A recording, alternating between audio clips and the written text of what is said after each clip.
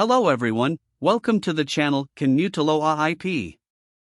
Today we're going to see how to register two phones, an X5U from the Fanvil series and a GXV3450, which is a Grand Stream phone. We're going to connect them to a Yeastar PBX. First, we'll create the extension. We'll do this under trunk extension. We'll use 1002 for the Fanvil phone. We'll scroll down and set the caller ID and registration name to 1002, copy this password, and click Save and Apply.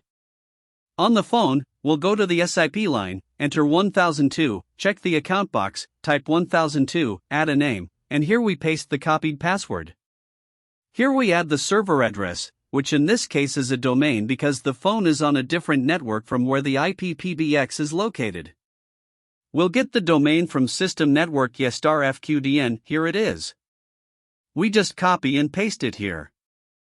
By default, it will be set to UDP protocol. If it doesn't register, we'll change it to TCP.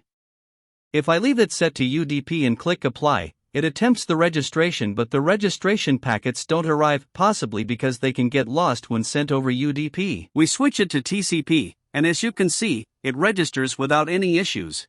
We go to the GXV phone, proceed to register another extension. We'll use 1004, enter 1004 in the caller field, 1004 in the registration name, copy the password, and click Save and Apply.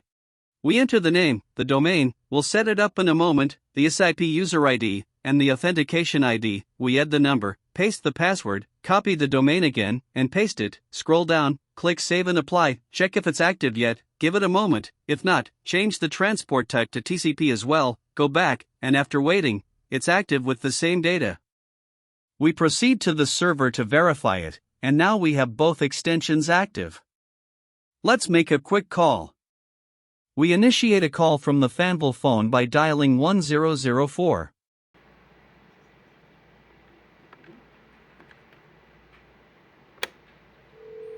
The call comes through. We answer. And we have two-way audio working perfectly.